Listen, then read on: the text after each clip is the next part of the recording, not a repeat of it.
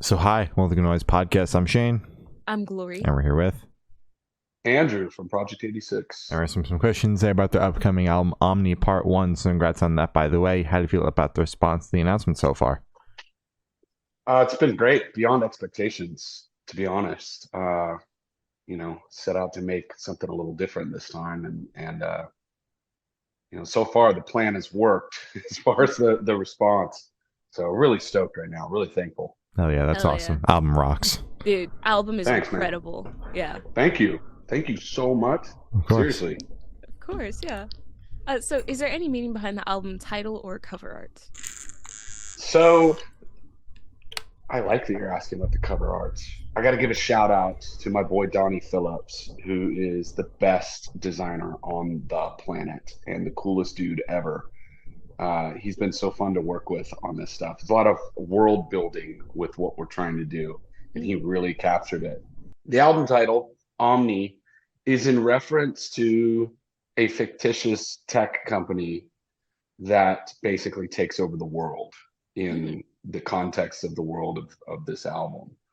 And the album art, we really wanted to capture the focal point of their global domination, which is in the form of a technologically advanced human city that has as its greatest achievement this gigantic tower that's bigger than by many times than anything that's ever been constructed. And it's actually basically a festival location or a venue or even a resort destination. It's a customizable user experience with LED screens and projectors on every surface of the entire city.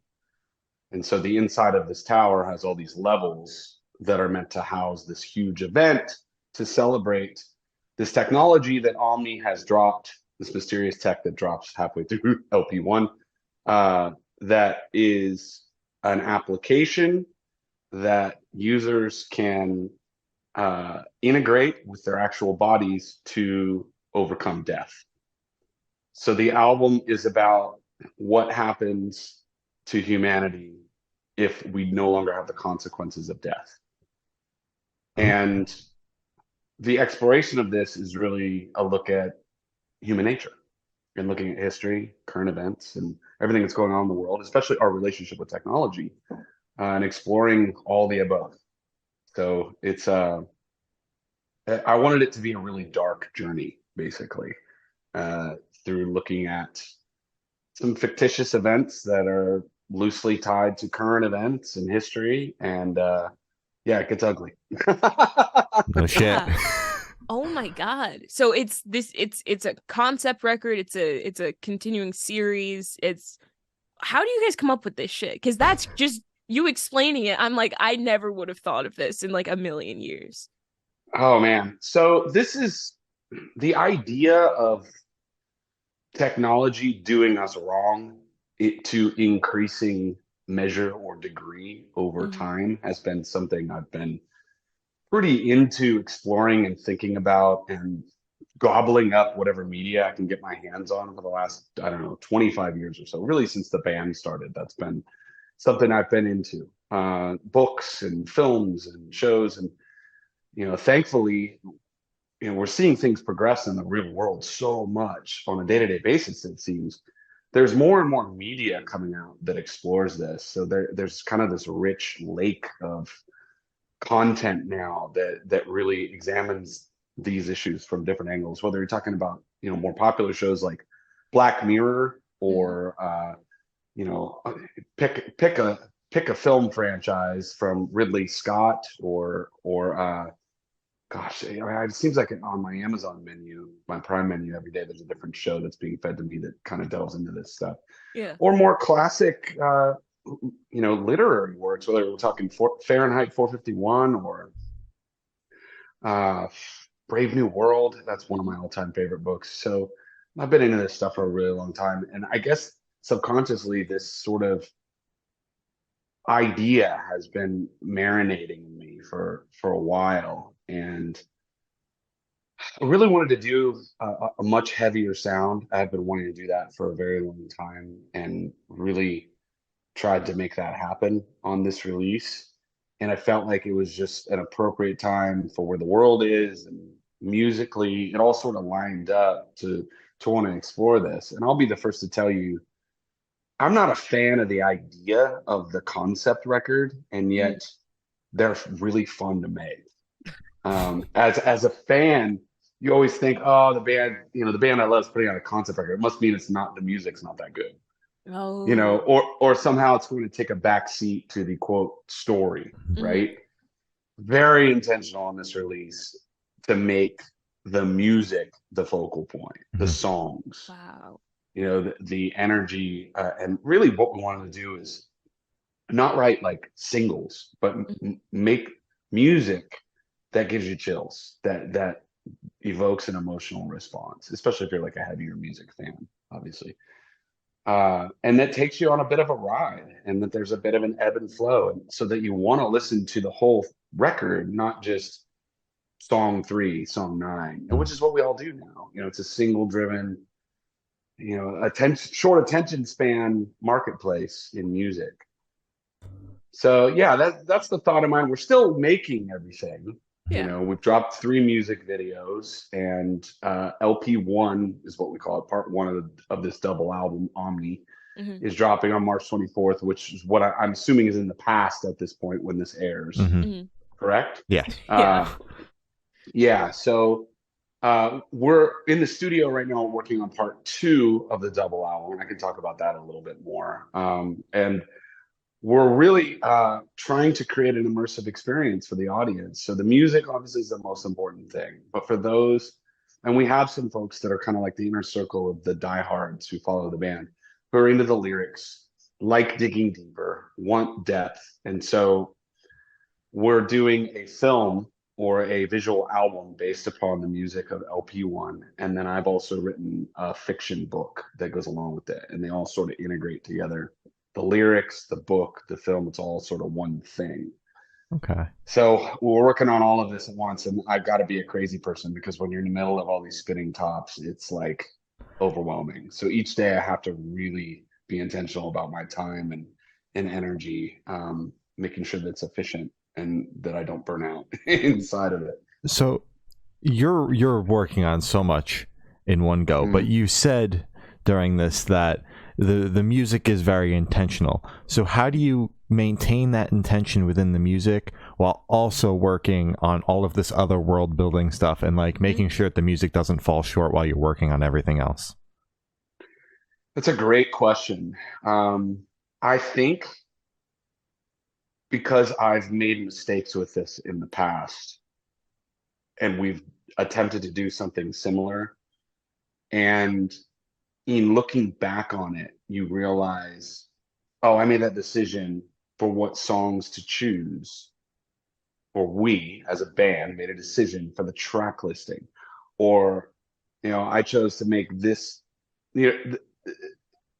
When we did our 3rd album, which was a major label release, and we had a pretty big budget to work with, and I decided really to go this route with it, make it more conceptual.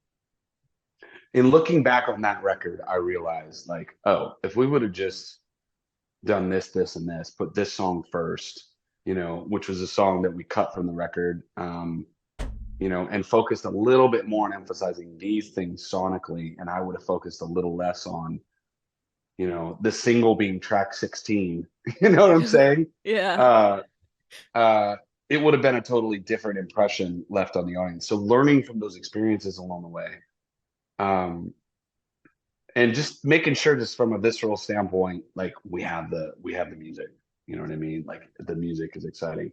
So everything else is supporting the music, even if the lyrics are kind of already in my brain. It's still like, no, I'm not going to make a decision to move this song to this track, or this song to this track, or shape the music in such a way because it complements a narrative. We still just need, songs that we know that people are going to dig first and foremost. I hope that's not vague, but it's really almost like understanding the mistakes you made in the past so that they don't happen again. Yeah, no, that makes total sense. Absolutely. Yeah. Oh my goodness. All Oh right. yeah.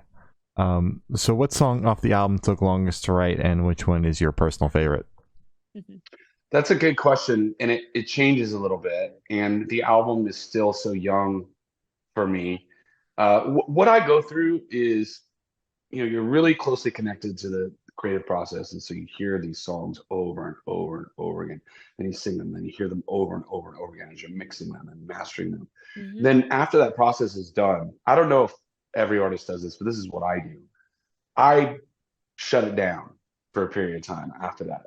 I take space from it. I'm sick of it. I don't want to listen to it. I don't want to analyze it, so that when I come back to it, I can hear it with fresh ears. Yeah.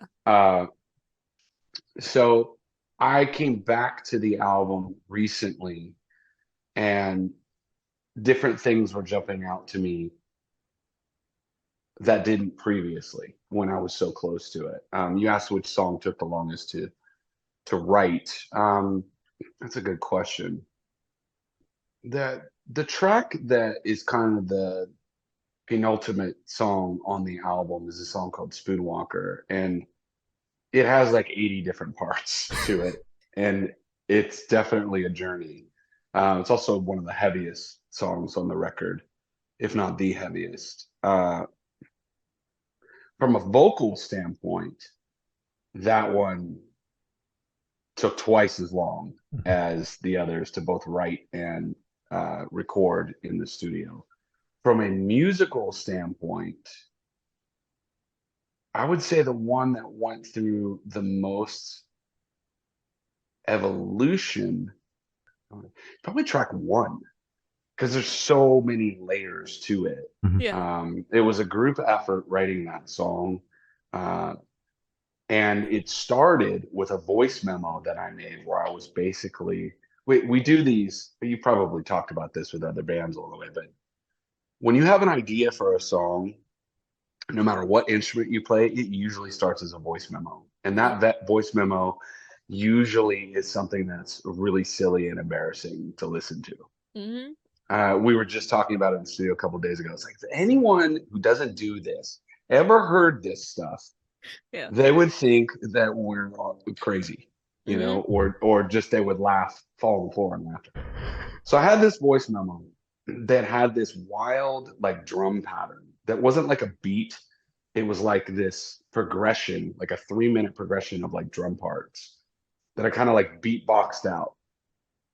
And the guys and I, as we were working on it, Matt Putman, who's one of the co-producers of the record, took the voice memo and threw it into the program we were working in to write the song, and just brought up the MIDI map and copied and pasted drum part to match the beatbox thing That's so that I did. Cool. Yeah. So the drums that are actually on track one were in here, and I'd never imagined that they would become anything. It was just like, oh, something. Let's go with something that feels like this. Yeah. He's like, well, I'm just gonna take what you did and make a drum part that is like 3 minutes long. It's this whole like building thing.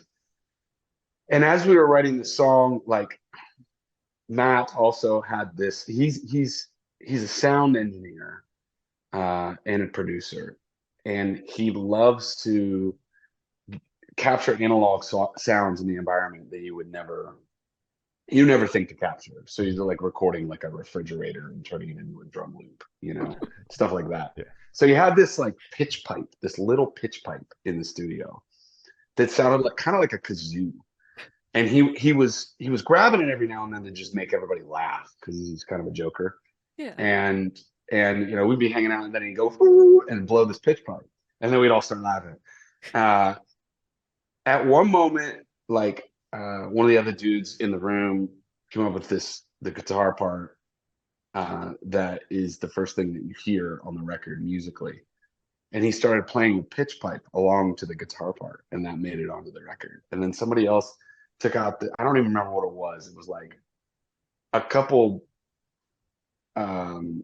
coins or something that he was shaking in his hand, and he recorded that, and that got onto the record. And then like, so this song has all these like crazy amounts of layers in it that were just randomness. And hearing it for the first time when it was done, uh, just the demo, because it was basically like, let's sit down and write the first song on the album, which we usually don't do. You know, one of Mhm. the other guys said that. I think it was Corey Brandon who said that. And he's like, let's just write the first song on the album. I was like, okay, let's do it. That's kind of ballsy, Yeah. you know, because you never know. You never know what you're going to end up with. Yeah. And that ended up being track one. And I just remember when the first time I heard it, I was like, I want to feel the way I feel right now, hearing this track on every track on this record. And that's in different ways. For me, it was accomplished. Usually, if it's accomplished in me, the people that like the band follow in suit with their reactions. Okay. So yeah. So, you know, we're talking about these big complex songs, this big complex idea, but it's, you said it yourself, it's a very single driven landscape. So is there any sort of like hesitation on your end, like putting out this big grandiose project that really should be listened to in full, like in this single driven world? No, because there are songs on the record that are their own self-contained like jams. You know, there's a lot of bangers on this record that if you just hear that song, you're like, oh, this is dope. And you don't really know. If you don't know like all this other stuff that's going on, you know, it doesn't matter. So like the 3 songs that we've dropped music videos for, like, you know, they could definitely be listened to and appreciated on their own. Yeah. And that was what I was getting at. Is like, we want the music to be able to stay on its own. I don't want to put out a record that's just like a series of orchestral movements. You know what I mean? Like a classic film score where it's like, you know, track 1 is 19 minutes, the next track is 2 minutes. You know, the Mars Volta used to do stuff like that. It would drive me nuts, you know, as a fan, because I always wanted them to do what they did on the first record. It was still conceptual. There was still a story to it, but you didn't care because it was the music just rocked, and each song was, you know, Rick Rubin did the record, so it, you know, the songs are self-contained, awesome, you know, and that's what we wanted. So it's like, you know, if you listen to Metropolis, which is track 6, that was the first single we dropped. It's hopefully just a song where you come away going, dude, that was a heavy banger that's stuck in my head, you know. Or track 2, Virtual Signal, like that's a, you know, that's just a rocker, man, with like a really driving beat to it. Yeah. Yeah. So, you know, it's balancing these 2 things, but really, you know, having a ton of moments where it's just like great riffs, you know, heavy parts, you know, ebb and flow to songs, you know, hopefully lyrics that you can attach to, and just feeling of like ominous. That's what I wanted. Just an ominous feeling that doesn't let you go for the 52 minutes or whatever that the album is. Okay, makes sense. Part 1. All right. So how did the track list for the album come about? You already mentioned that you wrote the opener to be the opener, but what about everything else? Well, track 2, Virtual Signal. I remember that was another Matt deal. He was like, I got this beat, and I'm imagining this would be track 2 on the record. It'd be a great song to follow up this epic first track that we did. And that was very obvious there to go after. You know, it basically became what we thought it might be. So that was a very obvious decision. The song Spoonwalker, which is the second to last song on the record, that to me and to everyone else, you know, Grayson, who wrote that, you know, the majority of that song, that was always very obviously going to be either the last track or second to last track. What we did is we took the music from track 1, the one I was just describing as kind of that epic build thing, and we reversed it. So it's the same song in reverse with different lyrics. So it's like kind of a bookend. Okay. So instead of building, it decays. That's so fucking cool. Which is interesting. Yeah, I don't know of anybody who's done something like that. It became kind of fun to execute that, because again, we didn't know what we were going to end up with there, but it actually worked. Yeah, from there it was just, you know, so we've got this grandiose kind of epic build first song, and then we wanted 2 bangers after that. And then Virtual Signal and Zero's Greater Than One. You know, Zero's Greater Than One is a little bit of a longer song, but it still has that banging element. Some really good riffs in that song that I love. and then we just felt like, track 4 or track 5 on records are usually like a left turn a little bit sonically. So uh, we felt like we wanted something that was a little bit more doomy for that part of the record, and we split that up into 2 tracks. So User Agreement is track 4, and track 5 is When the Belfry Speaks. They were originally one song, just an intro and then the song. We split them into 2, and then we made User Agreement its own thing. But it's really tracks 4 and 5 were initially one song because it's the same guitar part. Okay. That song is just really, really, really doomy. And then it comes back up. Track 6 is Metropolis, and that was the first single. That's the most immediate song on the record, in my opinion. It's also one of the heaviest. It's just a gnarly song. But that was the song in the studio when we got the vocal done. I think it was the second song that I recorded vocally. That was the song that I had an hour drive home from the studio that I was just blown away. I was just like, we did it. I mean, I can't wait for, like, I cannot imagine what people are going to do when they hear this, because this is the music that I've always wanted to make.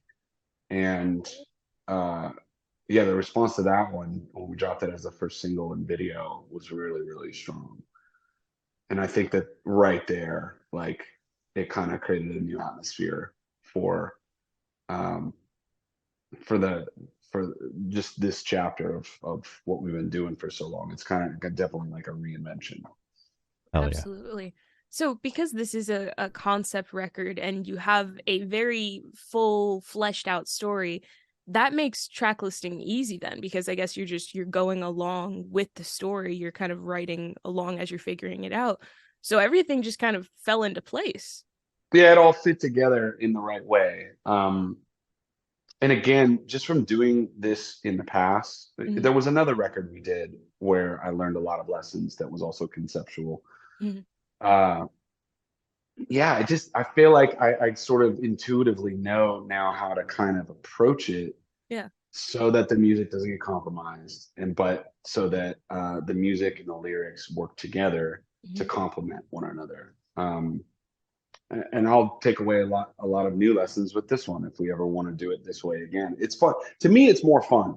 If you have a band or an artist that you love and they put on a record and you attach to the music, that's one thing. And then to me, it's like extra candy, right? And then if you fall in love with the music, to know that there's all this extra content associated with it that'll take you deeper into the music, because that's what it's really meant to do. As much as I think this, film that we're making can stand on its own, or will be able to stand on its own when it's finished, or the book, can be read independently as a piece of fantasy, sci-fi, horror, separately, or cyberpunk, whatever you want to call it. It's all meant to enhance the musical experience. Absolutely. That's the motivation. Makes sense. The real fun here, it's like you have a picture in your mind of what you want, and maybe picture is the wrong word, but you have a picture in your mind of what you want things to sound like when you start out on a project.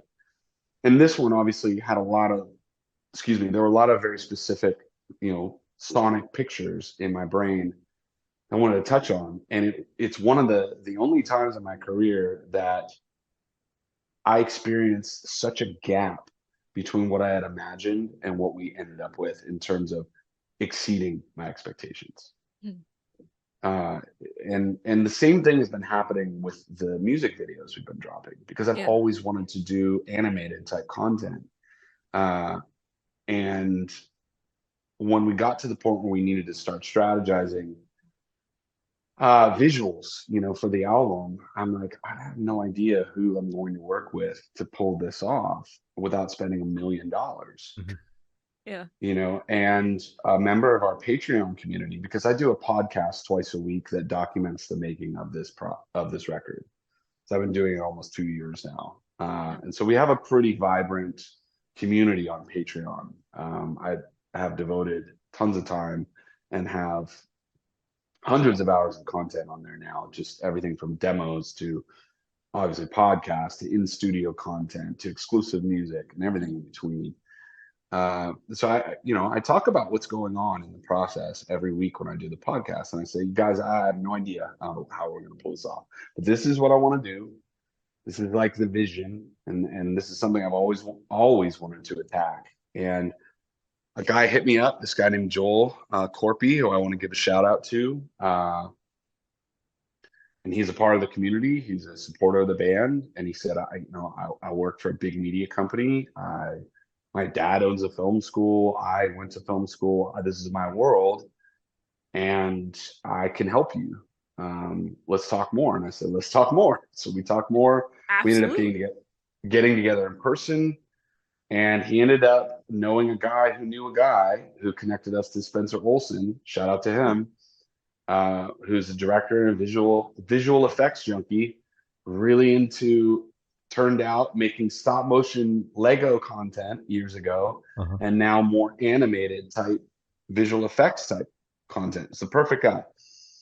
And so the three of us have just been hashing this thing out. And when we dropped that first video a little while ago, back in December, for Metropolis, the response was like overwhelming. Like people were like, I've never seen anything like this. This is by far the best thing you've ever put out. And the visual look, the content, some new pieces of technology became available to us that aided in the process. We're doing all this on a shoestring budget, and that's not even putting it accurately. We're flying a man to the moon with 17 cents. Yeah. And the way it's turning out is just blowing me away. So every day I wake up just totally stoked, totally like blessed to be able to do this. And it is definitely a full-time job and beyond. But our fans are the ones that have made this possible. And I've been surrounded by an amazing group of creatives. Again, shout outs to everybody who worked on this thing: Corey Brandon, Grayson Stewart, Matt Putman, Darren King, Michael Palmquist, Bo Burchell, and more. So it's really been a journey, and I've never experienced anything like this in many years of making music. Oh yeah. Well, this question should be super, super quick off the top of your head. I want you to describe this album for new listeners in 3 words, no more, no less.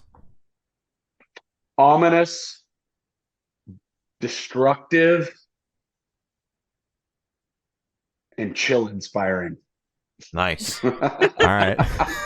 See how I cheated to get in a 4th word there? Yeah, we'll hyphen it. It's okay. Hyphen it. Yeah. Exactly. It's fine. So how do you hope this album will impact and connect with your fans? Well, the messaging is as such that initially, I think it's pretty obvious to anyone who would even remotely hear the words that are being sung and feel the emotions, is that there are some dire things emerging in the world that we need to probably be aware of a little bit more closely. And I focus in on our relationship to technology because it's such a vehicle and a weapon that most of us are not really aware of. It's a very subversive presence in our lives. I was just listening to a podcast before I got on this call, and the name escapes me. I'm going to look on my phone because I want to give these guys a shout out too. It's the Political Orphanage with Andrew. It's very small. Hurton. I just started listening to it. One of my bandmates turned me onto it, and they were talking about, the theme of the episode was basically, if we could get rid of the internet, should we?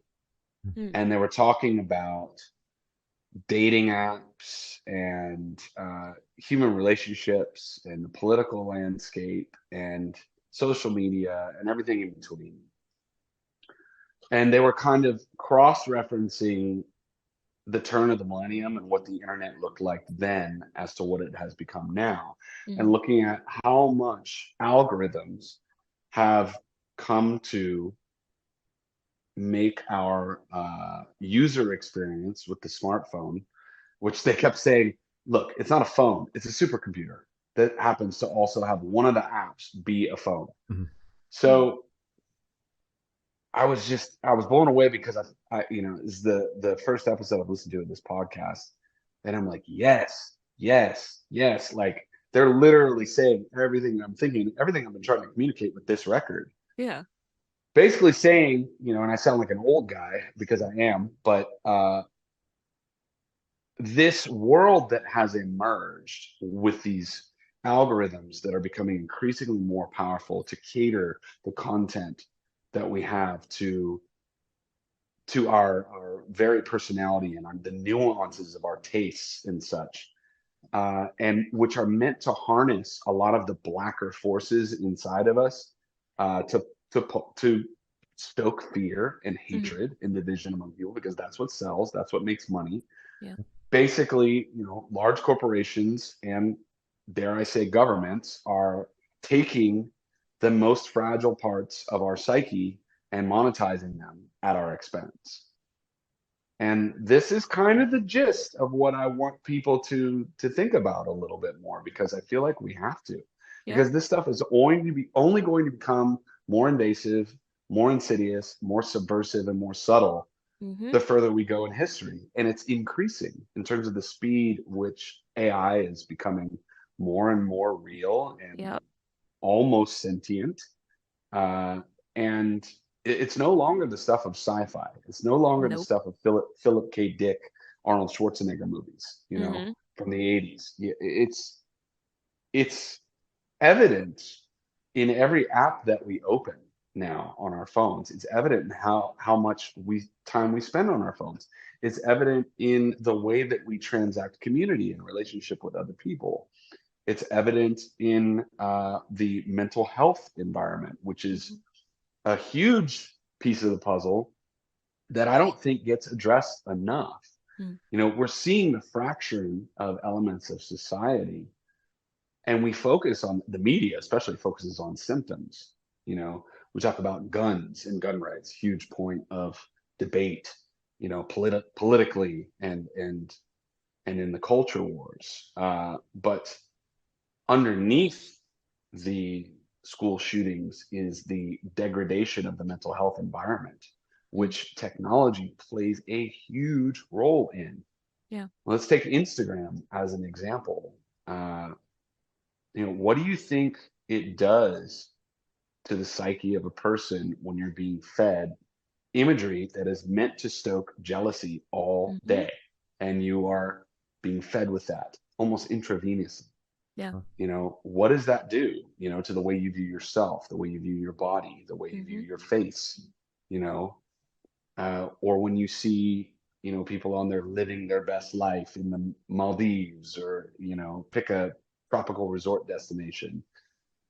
How has this shaped the way that we perceive happiness and the way we perceive relationships and the way we choose people to engage in relationships with? It's fascinating hearing these guys talk about, and these are guys who are not experts on this stuff. One of the guys owns like a whiskey YouTube website, or but the things, that's what I love about this podcast I was listening to, or this episode anyways, like these are lay people who are just talking about stuff they've observed. Yeah. It's not some scientist in a lab, They're talking about dating apps and how they've affected us, and talking about the phenomenon that happens with swiping, right? And so you see a person, who's like your optimal ideal come up in your feed, right? And you swipe. Is it right or left? Right is to like, right? On some of these apps. So. I'm not sure. Yeah, I don't know. So you hit the like button, right? Yeah. And this person is like a Harvard, let's say you're a male who's looking for a female, and this girl's like a model and she's a Harvard graduate. Well, that's the new bar, right? And so like subconsciously, you're passing up girls that you would probably, if you saw them in real life, talk to, Yeah. And the other thing that's happening is like, 80% of the women on dating apps are engaging with 20% of the men, because they're checking all the boxes, right? Mm-hmm.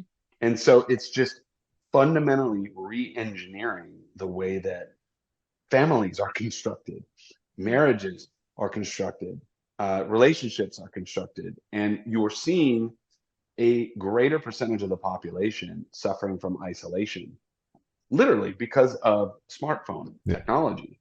Yeah. absolutely. So I could go on and on and on and on about all this stuff, but this is everything that I think about and that I write about because I'm not immune to all this stuff. I'm I was talking to my guitarist, who's also one of my co-producers, which is where we're working right now in Nashville, about dopamine and about how we're being conditioned to be dopamine addicts. And manifestation of that is like you've got your phone out and you're on your phone, but you've also got your TV on. Mm-hmm. You've got your TV on in the background, you've got this show going. You're not totally engaged with it, right? And you're on your phone and you're scrolling, or you're on YouTube or whatever you're doing, and you're engaged with that until you get bored of it or until something happens on the screen in front of you, the bigger screen in front of you, that catches your attention. And then you look up at that. Mm-hmm. And that's a dopamine hit. This is a dopamine hit. So, like how much better is our world, because we're not designed to be this way. This is not type. We're organisms that are made for community and real human interaction. And we're getting faux community and faux human interaction through our phones and our computers and our screens and such. So again, I can go on and on. Yeah. No, the shit is, it's terrifying, everything that's going on. I try to keep the blinders on thinking about it, but it is hard to avoid, Mm-hmm.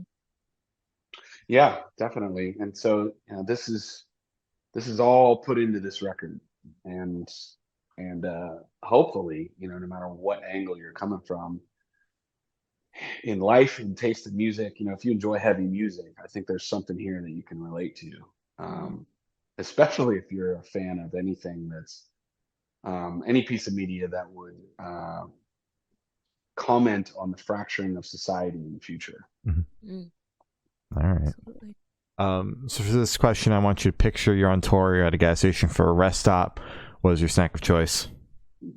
Oh, that's a good question, man. So in recent history, I changed my entire diet about 3 years ago because I started having, I wouldn't say health problems, but I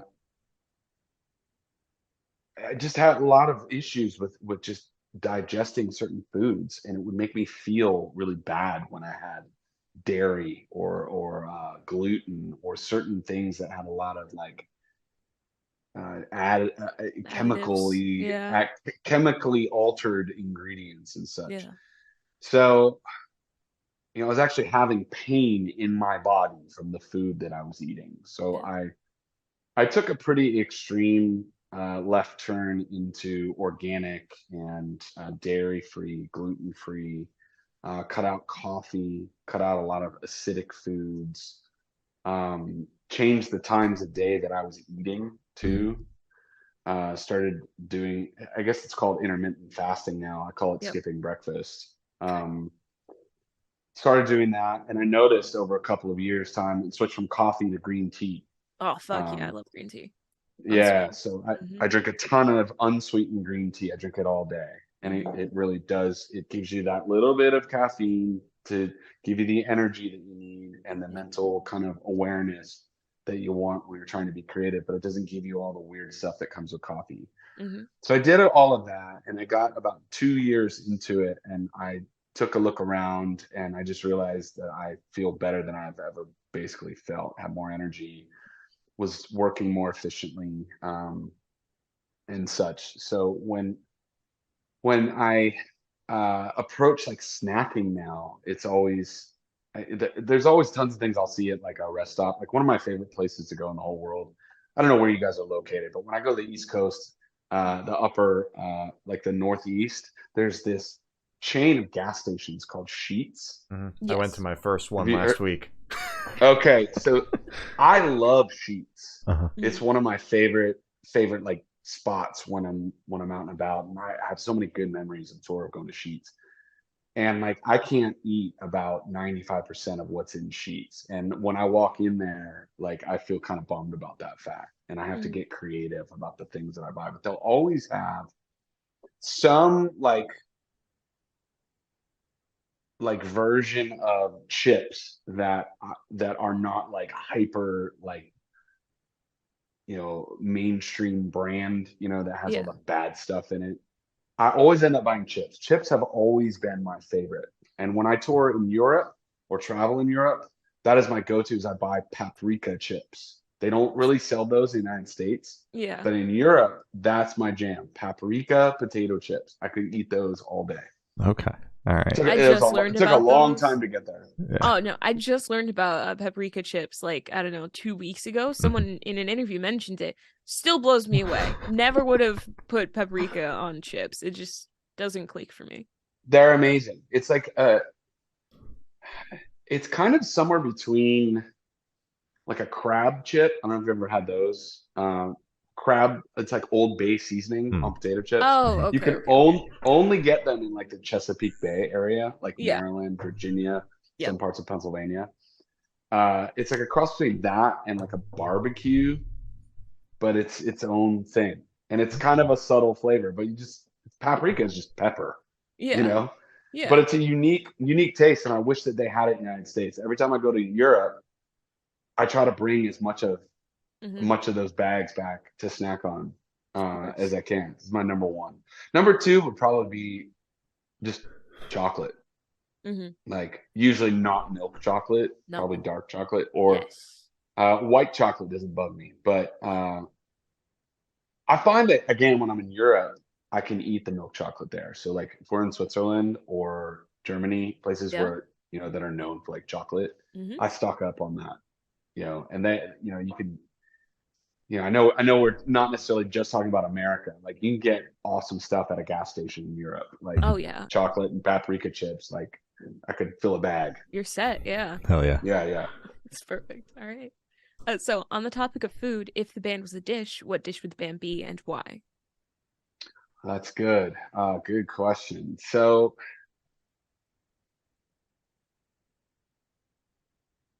I think okay. So this is funny. This ties into my experience right now. So again, my guitarist, his name's Darren. Giving him another shout, Darren King. We work at his space when I'm in Nashville, and he makes this stuff in the crock pot that he just calls slop. Okay. And he calls it Appetizing? slop. Yeah, not appetizing at all, but it's actually really awesome. So he puts Okay. like beans, Mhm. 2 chicken breasts, onions, peppers. It's basically just this like stew of awesome that he cooks, and he puts just like it's a little bit Mexican vibes, a little bit just like I don't know what the term would be. Yeah, it's like a stew, and you've got a lot of different pieces of the puzzle in it that make it kind of a unique flavor. And it's if you kind of look at all the different ingredients, it's pretty diverse, but together like it's really, really, really good. And the thing that makes it so good is you put it in a crock pot. And I told him the other day, because I have a crock pot at home as well, and I do the same thing. You can kind of put anything in a crock pot, and if you leave it in there long enough to kind of just juice up and soak in, and it comes out being perfect. You don't need like a recipe. It's like this foolproof way to make something awesome. Yeah, absolutely. But without the time in the crock pot, it's not the same. So it's kind of a slow burn. It's a slow cook. I think that my band is that because we've been slow burning and slow cooking for a long time. There's a lot of diversity to the sound. We've tried a lot of different things along the way. And I feel like all of that time came together and soaked in and, melded into this awesome tasting thing that's OMNI. Okay. That was perfect. Hell yeah. That was perfect. Yeah. Oh my god. That was good. So for the last couple of questions, we're going to shift completely away from music and go straight to death row. Boom. So, Okay. if you're on death row, what would your last meal be with a drink? Oh man. Okay, this is so hard. This is so hard. Man, this is an important question. It is. Opposite of, but actually very important. Mhm. What would Okay, so I like spicy Hmm. and I like salty. Hmm. And I find like if worst comes to worst and I don't know what to eat, I love like buffalo chicken wings Hell yeah. Hmm. with French fries that are extra crispy and have salt and vinegar seasoning on them. Buffalo Wild Wings actually makes that Yeah. meal, and it's really freaking good. That with just like a a mineral water and a lime is an amazing meal Okay. Fuck yeah. because you get the heat and then you get the salt and then the bubbles in the carbonation in the drink kind of Yeah. soothes it a little bit. It's just an awesome experience. You lost me with that part because usually sparkling water enhances the heat and It makes it it worse for does, me. but in a weird way, like because the bubbles are like intense, Hmm. it like for some reason it makes it okay to take that next bite for me personally. Okay. Okay. Maybe I did it wrong. Um, I haven't I eaten. I could be the anomaly here. I'm fully willing to admit that. I haven't eaten lunch today, and although I'm vegan, the obviously the chicken doesn't entice me, but the salt and vinegar fries, bro, that shit Hmm. sounds banging. Yes. It's so good, man. It's so good. I actually buy the salt and vinegar seasoning and put it in chili as well. Oh. You wouldn't think, but it is perfect. That sounds banging. Hmm. Okay. Gonna have to try that, I guess. Interesting. All right. So if you could live in one fictional world for a week, where would you live? Can we time jump? If it's in a fictional world, sure. I'll let it slide. But it's a fictional world, so it can't be Yeah. anything that actually exists. So Unless it's like, like a movie about something that happened, because then those are characters, like that type of thing, I guess. Like there's a little okay, middle section that you could do.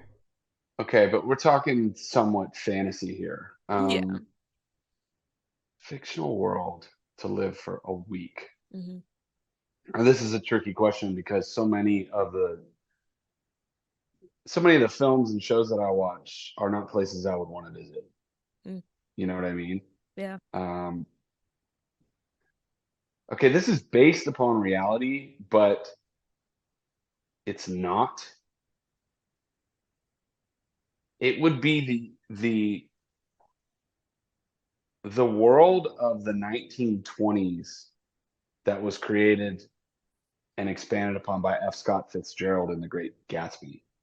Even though Um, that's like a dark take on that era, I still think that would be a fascinating world to inhabit mhm, because everything was so much larger than life. mhm. The New York City of The Great Gatsby, that would be really cool to visit for a week. Okay, Okay. that's good. All Or right. or the Oh, Paris of the 1920s in the film Midnight in Paris, okay. All which right. is a totally sappy, semi like romantic comedy Hmm. with Owen Wilson and Fucking Rachel love Owen McAdams. Wilson. Hmm. But I love that movie because I love Paris, Mhm. Hmm. and uh, it's sort of taking all the elements of the 1920s that exist in my brain that I love and Hmm. combining them and putting them all together at once. So that's kind of a fictional world. Sounds good. Absolutely. All That would right. be it. Perfect. So I have the honor of asking the last question, and every single person that we've spoken to have said that it is the most important question. What's your favorite color? Favorite color is green, Huh? and I like kind of more of an army muted green. Hmm. Uh, Whenever I see that color, I don't, for whatever reason, my eyes are drawn to it. Yeah, I don't really have a story behind that. I like a deep green, like a foresty, military kind of green. Hell yeah. I love it. All right. So as I said, that's all the questions we have today. Is there anything that you would like to plug? Oh yeah, man. Just if you want to check out the music, just visit us at project86.com. We have links to our Patreon, to our pre-order. If you want to support the band, we are offering a ton of vinyl and cassettes and CDs and merch and such via pre-order. And yeah, if you're want to go deeper and find out about the process of making this music and Omni, patreon.com/P65. Again, that's linked directly on project86.com. So just visit our website and you can kind of get directed on where you want to go, whether it's a streaming platform, pre-order, Patreon, or YouTube. Oh yeah. All right. Perfect. Well, thank you for now. This has been Andrew from Project 86, and we have been the Good Noise Podcast.